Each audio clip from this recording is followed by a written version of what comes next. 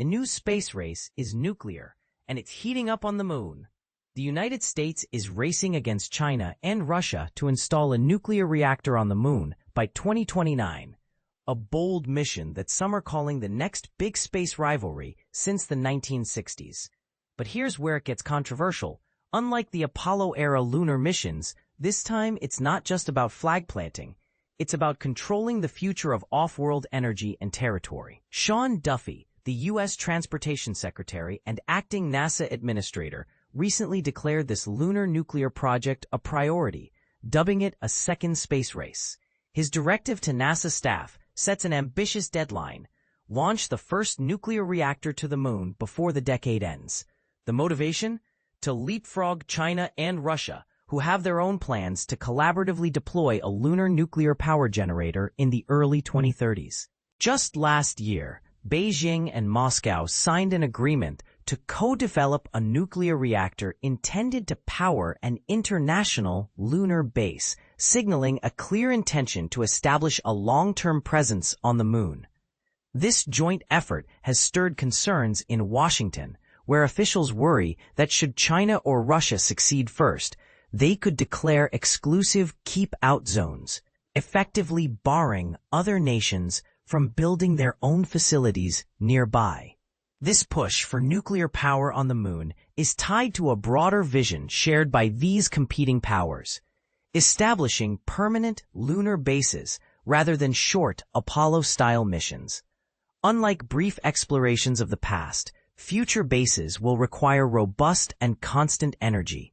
As Simon Middleburg from Bangor University's Nuclear Futures Institute explains, sustainable lunar habitats will need considerable energy not just for living quarters, but also for producing essential resources like water and oxygen right on the moon. But choosing the type of energy source remains a hotly debated subject. Most would assume solar power is the obvious choice. However, Ian Whitaker, an astrophysicist at Nottingham Trent University, highlights a major challenge: the lunar night. This stretch of darkness lasts about 14 Earth days, which means storing enough solar energy through giant, heavy batteries to get through this period would be impractical and costly. This is where nuclear energy shines, literally offering a compact and dense power source. Imagine a microreactor roughly the size of a small car powering a lunar base continuously for approximately 6 years without needing to be refueled. For space missions, where every kilogram counts, such efficiency is invaluable. Carlo Corelli, an expert on nuclear energy from Italy's National Technology Agency, reminds us that nuclear lunar power isn't a brand new concept. During the 1950s through 1970s, the golden era of space exploration, scientists were already exploring nuclear energy solutions for space. Yet bringing nuclear power to the moon isn't as simple as repurposing Earth's giant reactors. Those massive facilities depend on thick shielding and complex cooling systems, hundreds of tons of steel and concrete, impractical for lunar deployment. Instead, today's focus is on so-called microreactors, small designs generating kilowatts instead of gigawatts, small enough to be carried on rockets, but powerful enough to meet the needs of a lunar base. NASA, seeing this potential, has invested over $200 million since 2000 to develop these compact nuclear power plants. Only recently did NASA award contracts to explore reactor designs capable of producing about 40 kilowatts, enough to power 30 homes for 10 straight years, highlighting serious progress toward making this vision a reality. Transporting these reactors poses significant financial and engineering challenges. How many microreactors will be necessary remains an open question. A single unit might do the trick, but backups are essential to avoid outages. Experts stress that, much like on Earth, redundant systems are vital because any power failure on the moon could be catastrophic for astronauts.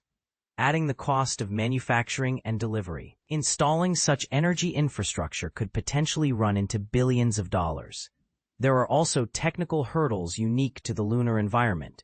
Without an atmosphere, the moon can't dissipate heat like Earth does, so alternative cooling methods must be designed.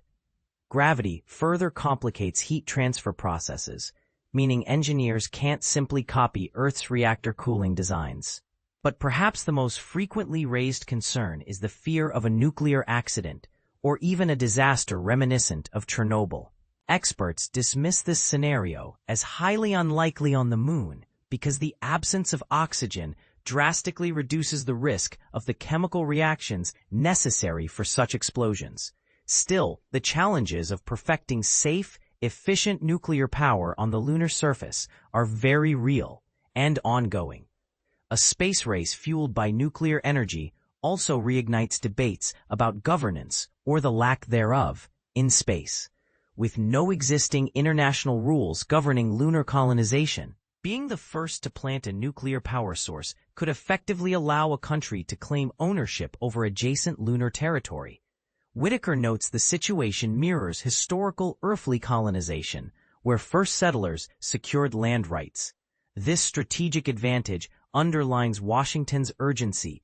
The race is as much about geopolitics as it is about science and engineering. Some experts hope for international cooperation reminiscent of the collaborative spirit behind the International Space Station. However, escalating tensions between the US, China, and Russia may undermine such hopes, risking a new kind of space Cold War. So is the US timeline realistic or overly ambitious? While Duffy's 2029 target might be optimistic, commentators like Corelli believe it's plausible, though more likely to slip into the early 2030s. Regardless, what's clear is that lunar nuclear reactors are poised to be game changers, shaping not only how humanity powers extraterrestrial outposts, but possibly determining who controls the Moon itself. What do you think? Should nations race to establish dominance on the Moon with nuclear technology, or should this new frontier be governed by international cooperation and shared resources? Could the promise of nuclear power on the Moon spark unprecedented progress? Or could it ignite geopolitical conflicts out there that rival those on Earth? Share your thoughts below.